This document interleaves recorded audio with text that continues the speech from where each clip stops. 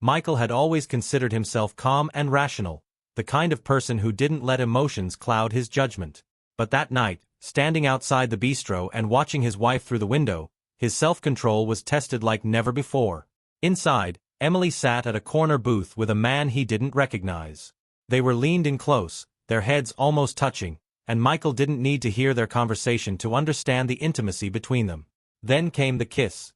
A slow, deliberate exchange that lingered far too long to be innocent. Michael's chest tightened as anger and humiliation coursed through him. He thought about marching in, confronting them in front of everyone, but stopped himself. That would only give her the opportunity to spin the narrative, to make him seem paranoid or controlling. Instead, he stepped back into the shadows, the cool air doing little to calm the storm brewing inside him. Walking away, Michael's mind raced. He wouldn't let her get away with this, not without exposing the truth for everyone to see. If she wanted to play games with their marriage, he would play too, but on his terms. When Emily returned home hours later, her heels clicking softly on the floor, she smiled the same practiced smile he'd seen so many times before. "Sorry I'm late," she said lightly, slipping off her coat. "Work ran over." Michael nodded, his face carefully neutral. "Long night?" "Yeah, you know how it is," she replied casually, pouring herself a glass of wine. He didn't press further, forcing himself to stay composed. His response was warm enough to avoid suspicion but distant enough to reflect the growing gulf between them. She headed to bed without another word, leaving Michael in the quiet of the living room, his thoughts churning with the weight of her betrayal. Over the next few days, Michael pretended everything was normal. He laughed at her stories, kissed her goodbye in the mornings, and made her favorite dinners in the evenings. But behind the scenes, he worked quietly to piece together the truth. It didn't take long. One evening, while Emily showered, Michael unlocked her phone, a password he'd memorized long ago. At first, there was nothing unusual. Texts from friends, work emails, and a few group chats. But buried near the bottom of her inbox, he found a thread that confirmed his worst fears. "Last night was incredible. Can't wait to see you again," one message read. Michael's heart sank. He scrolled further, his hands trembling. The messages were flirtatious, intimate, and filled with plans for future meetings. It wasn't a momentary lapse in judgment, it was an affair, deliberate and ongoing. By the time he put the phone down, Michael wasn't just hurt. He was furious. She hadn't just betrayed him, she had made him a fool. But instead of confronting her, he started to plan. Emily wasn't going to get away with this. He wouldn't simply expose her lies. He would make her face them in a way she would never forget. That night, as she climbed into bed beside him and kissed him goodnight, Michael stared at her face, the face he thought he'd known so well. She smiled, oblivious to the storm gathering behind his calm exterior. If Emily wanted drama, she was about to get it. The days after Michael's discovery passed in quiet preparation. Emily carried on as though nothing had changed, her smile bright and her demeanor warm. Michael matched her energy, careful not to let her see the growing storm beneath his calm exterior. Step 1 of his plan was choosing the perfect stage. Emily loved grand gestures, and Michael decided to use that against her. He rented a small community theater, explaining it as a surprise for their anniversary. "I've invited all our friends and family," he told her one evening. "I want to celebrate everything we've built together." Emily's eyes lit up, her ego clearly flattered. "You're amazing. I can't wait." Michael smiled, his jaw tight, as she kissed him. "You deserve it," he said. Over the next 2 weeks, Michael planned meticulously. He invited their friends, family, and colleagues. He hired a caterer and decorated the venue, making everything appear like the romantic gesture Emily expected. But behind the scenes, he worked tirelessly to prepare the evening's reveal. He collected screenshots of her messages, photos of her meetings with her lover, and receipts for hotel stays she claimed were business trips. He even enlisted help to create a short film exposing the betrayal. The hardest part was pretending at home. Emily, unaware of the storm brewing, hummed while cooking dinner, texted him sweet messages during the day, and seemed genuinely excited about the event. Finally, the evening arrived. Emily looked stunning in a red gown, her hair styled perfectly. As she admired herself in the mirror, Michael watched her reflection, his expression unreadable. "You look beautiful," he said.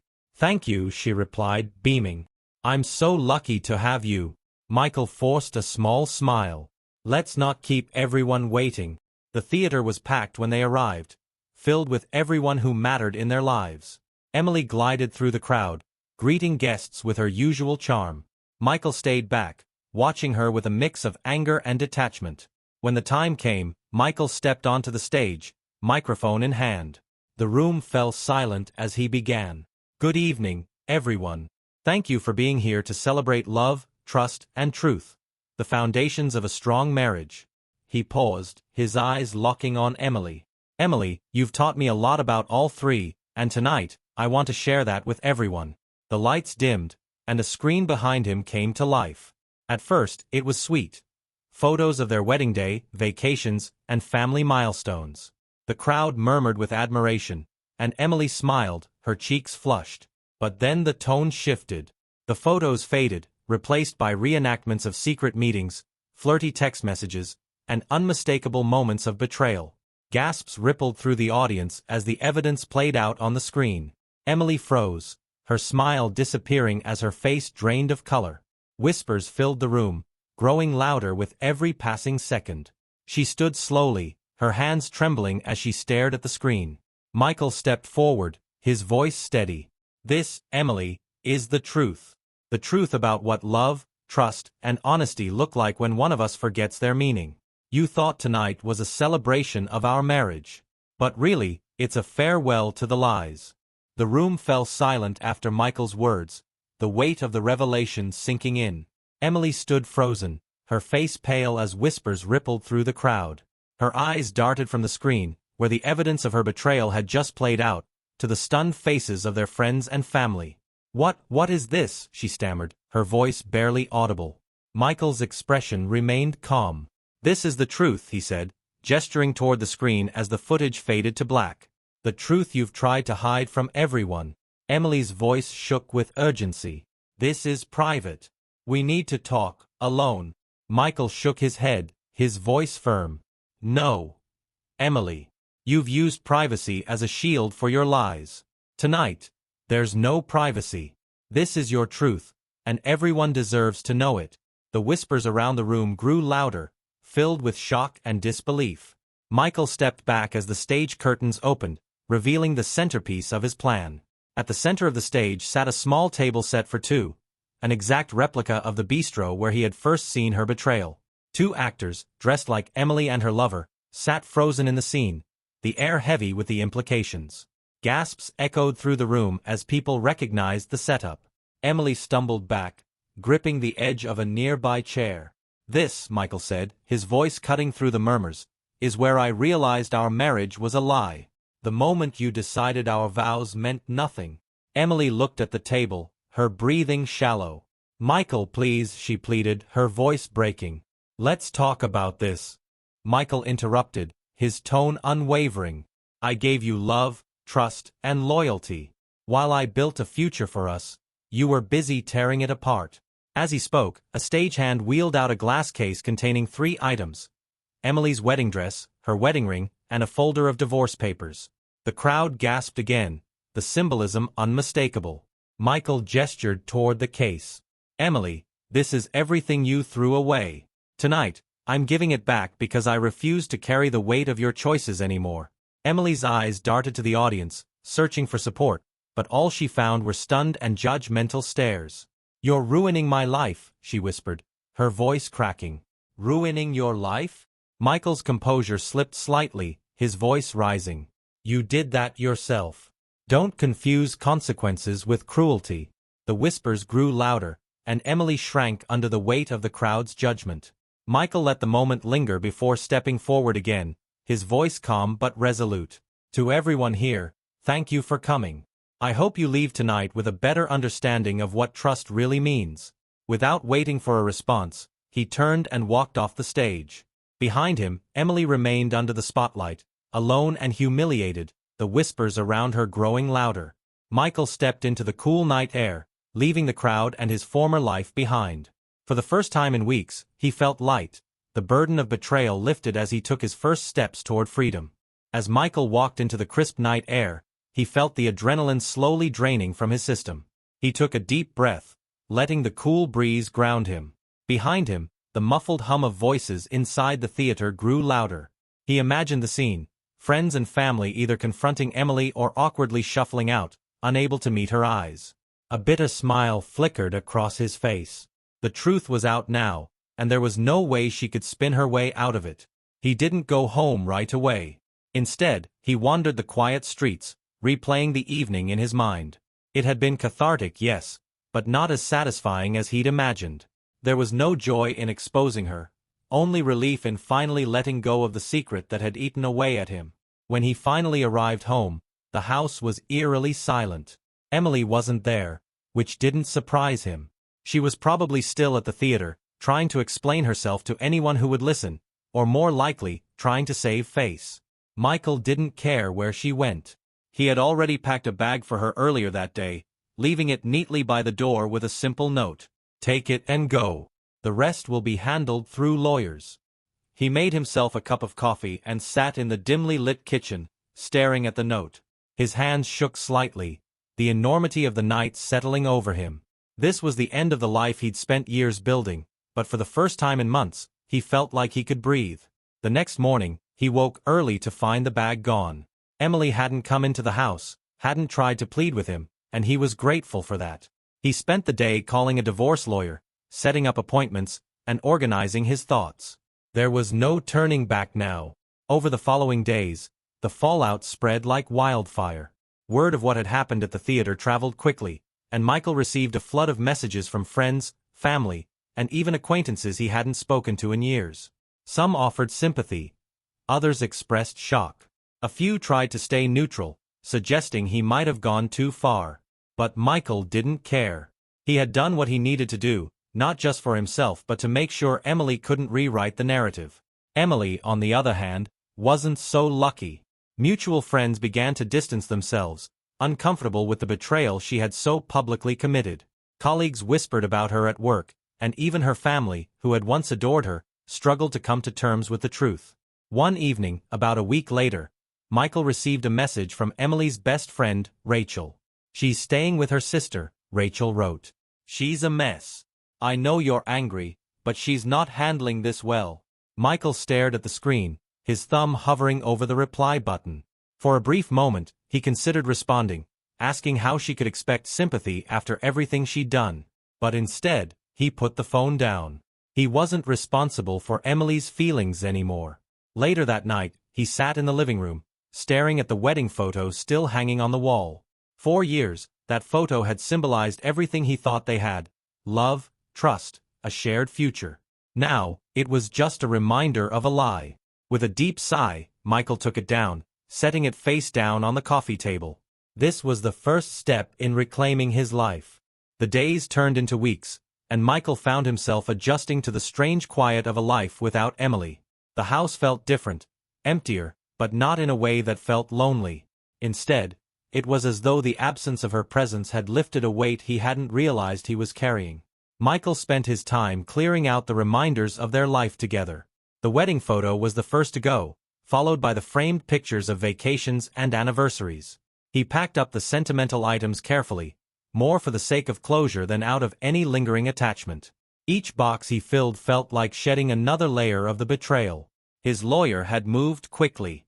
The divorce papers, already prepared, were delivered to Emily's sister's house within days of the theater event. Michael received a brief acknowledgement from her through her lawyer, a formality that gave no insight into how she was handling things. He didn't need to know. The buzz around the event hadn't entirely died down. Occasionally, Michael received texts from friends, asking how he was doing or expressing their disbelief. "I can't believe she did that to you," one said. Another simply wrote, "Man, that was brutal but deserved." The small Midwestern town they lived in had its fair share of gossip, and what Michael had done at the theater became the talk of every coffee shop and social circle. Some admired his boldness, while others debated whether he'd gone too far. Michael kept his head down, focusing on work and staying away from the noise. Then, one afternoon, he received a phone call from Emily's father, Richard. Michael hesitated before answering, unsure of what to expect. "Michael," Richard's voice was quiet but steady. "I wanted to call and say I'm sorry. I had no idea Emily was doing what she did. If I had known, I would have spoken to her sooner. Michael didn't know what to say. It's not your fault, he managed. Maybe not, Richard replied, but I raised her better than that. I can't imagine how much this has hurt you, and for what it's worth, we're ashamed of her actions. I hope you know that. Michael nodded, though Richard couldn't see it. Thank you. That means more than you know. After the call, Michael felt a strange sense of validation. While he hadn't expected an apology from Emily's family, hearing it gave him a small measure of peace. At least someone understood the depth of her betrayal. In the quiet of the evening, Michael sat on the back porch with a beer in hand, watching the sun dip below the horizon. He thought about how much had changed in such a short time. His life had been flipped upside down, yet he felt steady for the first time in months. As he sipped his drink, he realized that, for the first time, he wasn't thinking about Emily, her betrayal, or the life they'd shared. Instead, he thought about the possibilities ahead. There was no more pretending, no more walking on eggshells, no more carrying the burden of her secrets. He was finally free. As the dust settled, Michael began to rebuild his routine, though it was strange to navigate a life that no longer revolved around Emily. At first, the quiet moments in the house felt unsettling. A space once filled with her voice and presence was now a reminder of what had been lost. But in time, Michael came to appreciate the peace. His mornings became simpler. He brewed his coffee without rushing, sat by the window, and allowed himself to reflect. The emotions were still raw, but instead of letting them consume him, he channeled his energy into small, productive tasks. Cleaning the garage, fixing a broken fence post, organizing the bookshelves, each completed task gave him a sense of control. Work became his sanctuary. Michael threw himself into his projects, staying late at the office and volunteering for tasks he might have avoided before. His colleagues noticed the change but didn't pry, respecting the invisible line he'd drawn around his personal life. For Michael, work wasn't just a distraction. It was a reminder that he still had something to offer, that he wasn't defined by the betrayal that had upended his world. The phone calls and messages from friends dwindled as the weeks passed, but the core group who truly cared stayed in touch. His best friend, David, invited him over for dinner one night, sensing Michael needed the company. "Man, you seem lighter," David said over a beer. "I mean, don't get me wrong, what happened sucks. But it looks like you're handling it better than I expected." Michael shrugged. "I guess I don't have a choice. What's done is done. She made her decisions, and I'm making mine." David nodded, clinking his bottle against Michael's. "Good. Because honestly, you deserve better." Hearing those words felt strange. For so long, Michael had questioned what he could have done differently, how he might have missed the signs. But slowly, he was beginning to accept that some things weren't his fault. One afternoon, he got a call from his lawyer. "We've finalized everything on our end," she said. "Emily signed the papers, and the court has processed them. The divorce is official." Michael sat in silence for a moment, the words sinking in. The finality of it hit harder than he expected. "Thanks," he said quietly. "I appreciate everything you've done." After hanging up, he took a deep breath. It was over. Officially, legally, and completely over. The thought brought a mix of emotions, relief, sadness, and a strange sense of freedom. That evening, he went for a walk through the neighborhood, the cool breeze brushing against his face. He passed familiar houses, waved to a few neighbors, and let the quiet streets clear his mind. When he returned home, he found himself standing in front of the empty wall where their wedding photo had hung. For weeks, it had felt like a glaring reminder of his broken marriage. But tonight, it felt like a blank canvas. He grabbed a small picture frame from a drawer, one he'd filled with a photo of him and his late father on a fishing trip years ago.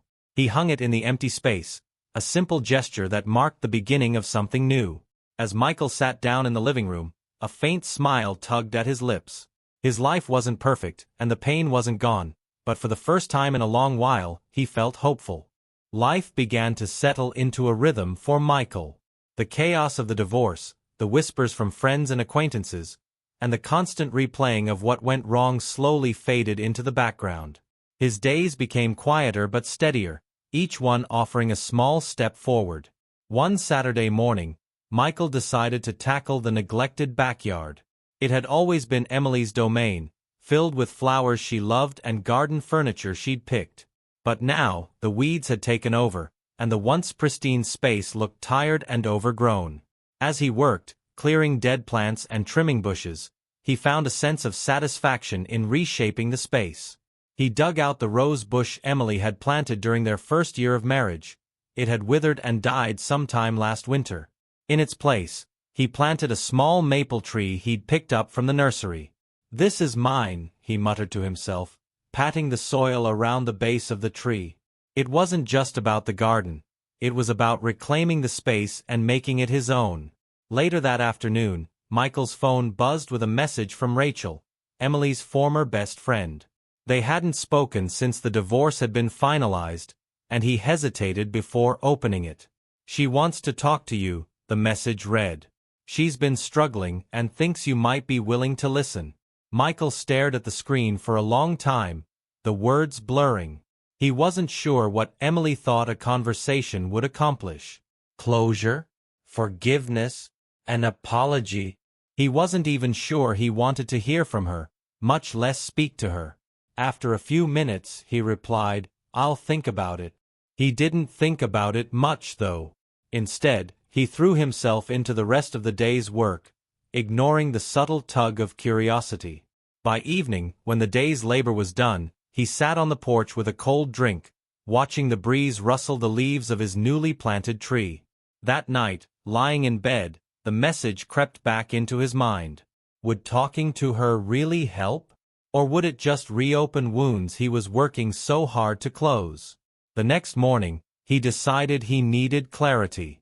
He grabbed his car keys and drove out to the lake about an hour outside of town. It was a place he and Emily had gone to a handful of times, but it had never felt like hers the way the garden had. The calm water and quiet atmosphere were exactly what he needed. Sitting on the weathered dock, he let the stillness surround him. He thought about the person he had been before Emily. Optimistic, trusting, unguarded. He wasn't sure if he could ever fully be that person again, but he wasn't stuck in the bitterness that had consumed him in the weeks after the theater. As the sun rose higher in the sky, Michael made his decision. He pulled out his phone and texted Rachel back. "Tell her I'm not ready to talk yet. Maybe someday, but not now." And with that, he tucked his phone away, stood up, and stretched. He wasn't sure where the next steps would take him, but for the first time, he wasn't in a hurry to figure it all out. In the weeks that followed, Michael found himself increasingly drawn to things he had long ignored. His hobbies, his friendships, even simple pleasures like reading a book uninterrupted. The days of planning his revenge and untangling the mess of his marriage were behind him. Now, he focused on rediscovering himself. One evening, his friend David called and insisted Michael join him and a few others for dinner. "You've been holed up too long," David said. "Time to get out and see people." Michael hesitated but agreed. He wasn't sure if he was ready to socialize again, but he knew he couldn't rebuild his life by staying isolated. The dinner was at a cozy, low-key restaurant on the edge of town. When Michael arrived, he was greeted warmly by David and a few mutual friends. The conversation was light, filled with laughter and shared memories. For the first time in months, Michael felt relaxed in a group setting. At one point, the conversation shifted toward relationships. "So, Michael," one of the friends asked, "how's the single life treating you?" Michael chuckled, shaking his head. "Peaceful, mostly. Complicated sometimes. But I think it's what I need right now." David leaned in with a grin. "And by peaceful, do you mean boring? Come on, man, you're allowed to live a little." Michael laughed. "Let's just say I'm taking my time." As the evening wound down, Michael found himself thinking about how much his life had changed. He wasn't the same man who had stood in that theater weeks ago, seething with betrayal and anger. That version of himself had needed to confront the lies and expose the truth. But now, he felt like he was becoming someone different. Someone stronger, more self-assured. The next day, Michael decided to take another step forward. He signed up for a woodworking class at the local community center, something he'd always wanted to try but had never made time for.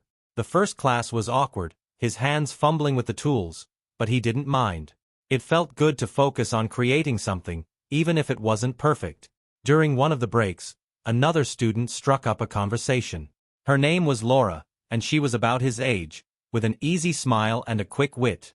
They talked about their reasons for joining the class, trading stories about failed projects and unexpected successes.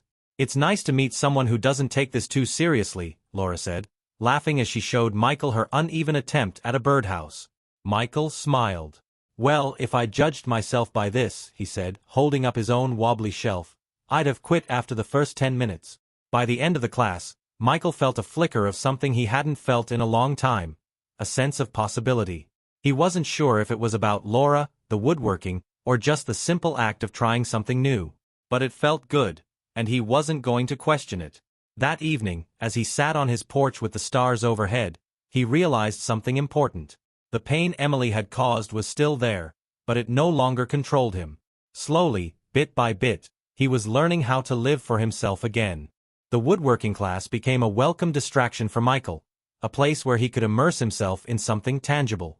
The rhythmic hum of the saws, the scent of freshly cut wood, and the satisfaction of creating something with his own hands brought him a peace he hadn't felt in months. He often partnered with Laura during the sessions. Her laid-back attitude and self-deprecating humor made her easy to talk to. They bonded over their shared beginner mistakes, laughing at uneven edges and warped boards. Michael wasn't sure what he felt toward her yet, but for now, it was nice to have someone to share light-hearted moments with. One evening after class, Laura invited him for coffee at a nearby cafe. Michael hesitated but agreed, reminding himself that it didn't have to mean anything more than two classmates talking. As they sat by the window, Laura stirred her coffee, her expression thoughtful. "So, what got you into woodworking?" she asked. Michael took a sip of his drink, considering his answer. "Honestly, I needed a fresh start. My life changed recently. This seemed like a good way to focus on something new." Laura nodded, sensing the weight behind his words. "A breakup?" Michael chuckled softly. "Something like that. Let's just say it wasn't mutual." Laura didn't press further, instead sharing her own story of leaving a stressful corporate job to focus on things she actually enjoyed.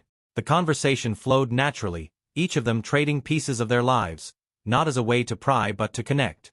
When they left the cafe, Laura smiled warmly. "Thanks for the company. Sometimes you just need to talk to someone who gets it, you know?" Michael nodded, realizing he felt lighter than he had in weeks. "Yeah, I get it. Thanks for the invite." Over the next few weeks, Michael's days began to fill with new routines. He started running in the mornings, something he hadn't done since college. He read more, devouring books that had gathered dust on his shelves. He even reached out to a few old friends, rekindling connections he'd let fade during the years he was with Emily. One afternoon, while sorting through a box of old belongings, Michael came across a journal he hadn't touched in years. Flipping through the pages, he saw glimpses of who he'd been before marriage. A man with dreams, ambitions, and a light-hearted view of the world. He smiled, realizing that while he'd lost some of that along the way, it wasn't gone forever. Picking up a pen, he began to write again, letting his thoughts flow freely. A few days later, Rachel messaged him again. "Emily's been asking about you," she wrote. "She says she wants to apologize. No strings attached." Michael stared at the message for a while, the weight of it pressing down on him. He knew he'd have to face this eventually, but was he ready? Did he even want an apology? In the end, he replied with a simple, "Maybe someday. But not yet." That evening, Michael attended his woodworking class as usual. When Laura joked about his crooked bookends, he laughed easily, feeling lighter than he had in months. The wounds Emily had left behind were still there, but they were healing. For the first time, he felt like his life wasn't just about what he'd lost. It was about what he was rebuilding. As autumn deepened, Michael found himself embracing the season with a sense of renewal. The crisp air and golden leaves mirrored the changes within him. Each week felt like another step away from the pain and closer to the life he was rebuilding. The woodworking class was nearing its end, and Michael felt a twinge of regret. Their final project, a custom piece, was due in 2 weeks, and he'd chosen to make a coffee table. It was ambitious, but he wanted to create something sturdy, something meaningful. Laura, who had become a steady presence in his life, had opted for a shelf. "It might be a little crooked, but it'll have character," she joked. "It'll be great," Michael assured her with a smile. Their friendship had grown naturally, without pressure. They often lingered after class, talking about books, movies, and life. Michael appreciated her company but was careful not to rush into anything more. He was still figuring out who he was and wasn't ready to complicate things. One afternoon, as he worked on the coffee table at home, an email from Emily appeared in his inbox. The subject line read, "I'm sorry." Michael hesitated, his chest tightening. After a moment, curiosity won out. "Michael, I know I'm the last person you want to hear from, and I don't blame you. But I've been thinking a lot about everything, and I need to say I'm sorry. I don't expect forgiveness. I regret what I did and losing you. Take care of yourself. Emily." Michael read it twice, his emotions swirling. He'd waited for this apology, but now that it had arrived, it felt hollow. It didn't change what she had done or undo the pain she caused. He closed the email without replying. That evening, during class, Laura noticed his distraction. "You okay?" she asked. Michael hesitated, then nodded. "Yeah. Just thinking about things I thought I'd moved past." She offered a small smile. "Well, don't let it get in the way of your masterpiece," she said, gesturing to his nearly finished table. Michael chuckled. "Thanks. We'll see if it holds up." When the final class ended, Michael brought the coffee table home, feeling a quiet pride. It wasn't perfect, but it was his, a reflection of his effort to rebuild. He placed it in the center of the living room and set a book on top. Standing back, he admired how it filled the space. Solid, simple, and exactly what he needed. As he sat on the couch, Michael realized something important. Emily's apology didn't matter. He wasn't waiting for her words to heal him. He'd already begun that process on his own. This was his life now. Flawed, unfinished, but entirely his. Michael's days continued to take on a new rhythm. With the woodworking class behind him, he sought out other ways to keep his hands and mind busy. He joined a local hiking group that met on weekends, enjoying the challenge of rugged trails and the peace of nature. The physical activity helped clear his thoughts, and the camaraderie with strangers who shared his love for the outdoors brought a sense of connection he hadn't felt in a long time. One weekend, during a particularly steep hike, Michael found himself walking alongside a man named Greg. They struck up a conversation, exchanging stories about their favorite trails. "I started hiking after my divorce," Greg admitted. "It gave me a way to focus on moving forward, literally and figuratively." Michael nodded, understanding more than he cared to admit. "Same here. It's good to feel like you're making progress, even if it's just one step at a time." Greg grinned. "Exactly. And some trails lead to better places than you expect." Michael didn't think much of the comment at the time, but it lingered in his mind later that evening. Maybe Greg was right.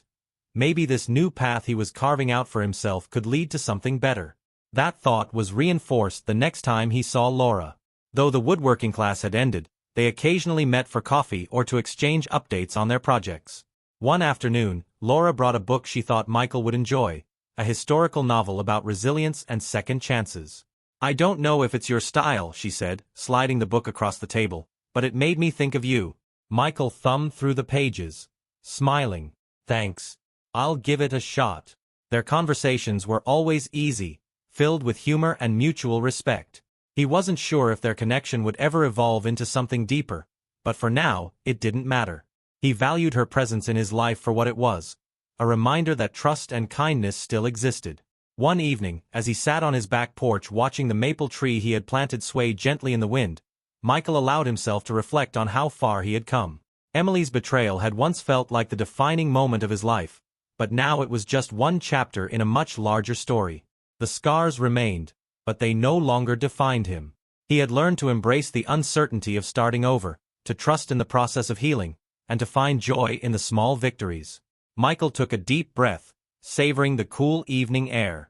For the first time, he wasn't looking back or even too far ahead. He was simply present, grounded in the knowledge that he was stronger than he had ever thought possible. Life continued to unfold in unexpected but welcome ways for Michael. The routines he'd built were no longer just distractions but genuine sources of fulfillment. His runs became longer, his hikes more adventurous, and his evenings were filled with small, satisfying projects, like refinishing furniture or trying new recipes in the kitchen. One Saturday, Michael attended a local craft fair.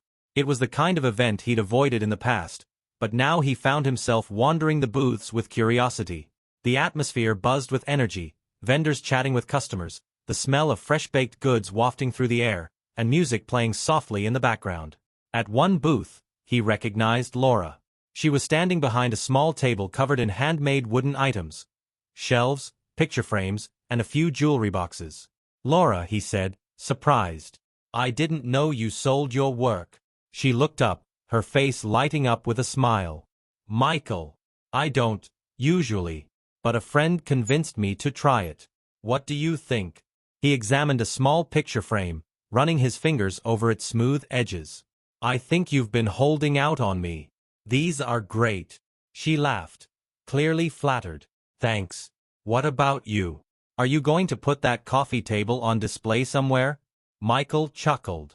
"I don't think it's quite ready for the public eye. But who knows? Maybe one day." They spent the next hour chatting as Laura tended to customers. Michael admired how comfortable she seemed, how she treated each interaction with warmth and humor. It reminded him of how much he'd come to enjoy her company. By the end of the fair, Michael found himself lingering at her booth. "Need help packing up?" he offered. "Sure," she said, handing him a box. "But only if you let me buy you a coffee after." Michael hesitated for a fraction of a second before nodding. "Deal." Over coffee, their conversation turned to future plans. Laura spoke about her dream of opening a small shop one day, a place where people could learn woodworking or just appreciate handmade goods. Michael found himself inspired by her vision. "What about you?" she asked. "What's next on your horizon?" Michael thought for a moment, then smiled. "Honestly, I'm just taking things one step at a time. But I think that's okay for now." Laura nodded. "It is. Sometimes the best things happen when you're not looking too far ahead." As they left the cafe, Michael felt a sense of contentment that had eluded him for so long. He wasn't sure where his life was headed, but for the first time, that uncertainty didn't scare him. He was learning to trust himself again, to rebuild not just his life but his sense of hope. And maybe, just maybe, there was room for something new on the horizon. Michael's connection with Laura continued to grow naturally. They met for coffee or walks through the park, enjoying conversations that ranged from deep reflections to playful banter. Michael appreciated how effortless their time together felt. There were no expectations, just companionship. During one walk, Laura glanced at him thoughtfully. "You seem more settled these days," she said, nudging a loose pebble along the path. Michael smirked. "Settled? That sounds suspiciously like a polite way of saying I was a mess before." Laura laughed. "Maybe a little.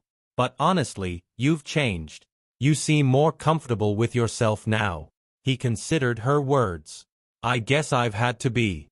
After everything, I realized I couldn't let what happened define me. It's still there, but it's not in control anymore." "That's a good place to be," she replied. As the weeks passed, Michael began to think about what he truly wanted from life. Rebuilding had consumed him for so long that dreaming about the future felt foreign.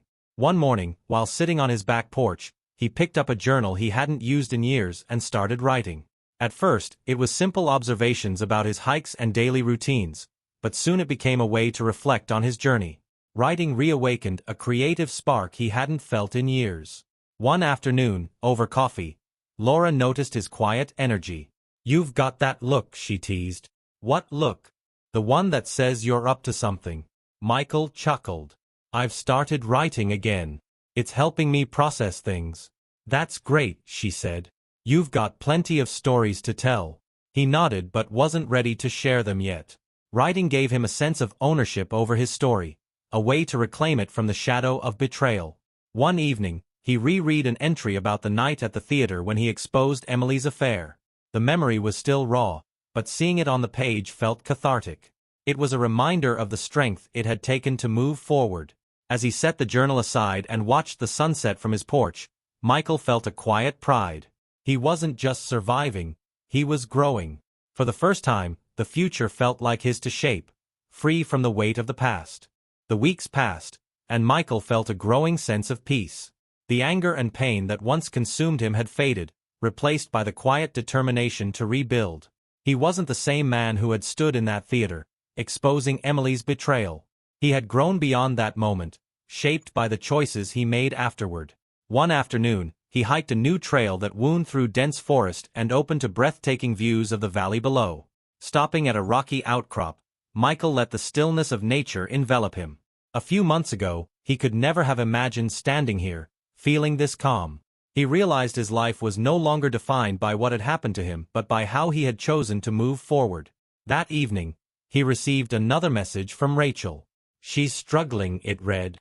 "She wants to apologize in person. Just once." Michael stared at the message, unsure how to respond. Part of him wanted to leave the past behind, but another part felt that closure might be worth the conversation. The next morning, he replied, "Tell her I'll meet her. Just once." They met at a quiet cafe a few days later. Michael arrived second, finding Emily sitting at a corner table, her hands clasped tightly in front of her. She looked up as he approached, her face a mixture of relief and apprehension. "Hi," she said softly. "Hi," Michael replied, sitting across from her. For a moment, silence hung between them. Finally, Emily broke it. "I wanted to tell you I'm sorry. For everything. The lies, the betrayal. All of it. You didn't deserve what I did to you." Michael listened quietly, his expression steady. "I don't expect forgiveness," she continued, her voice trembling. "But I needed to say this. I regret everything, and I know I can't undo what I've done." Her words didn't stir anger or satisfaction in Michael. Instead, he felt calm, as though he had already made peace with the past. "Thank you for saying that," he said evenly. "But forgiveness isn't something I can give, at least not now. What matters is that we both move forward." Emily nodded, tears filling her eyes. "Thank you for hearing me." Michael stood, signaling the end of the conversation. "Take care of yourself," he said before walking out. Outside, the cool afternoon air felt refreshing. For the first time, Michael felt the weight of the past lift completely. He had faced it, acknowledged it, and left it where it belonged, behind him. In the months that followed his meeting with Emily, Michael felt a profound sense of closure. Life no longer felt like a series of steps to escape his past. Instead, it became a journey toward something new. He had faced his pain, confronted the betrayal, and learned to rebuild from the ground up. The maple tree in his backyard, which he had planted months earlier, was thriving. Its leaves rustled in the wind, a living symbol of the growth Michael had worked so hard to achieve. He often sat under its shade with a journal, writing not about his past but about his future, the dreams he was starting to nurture again.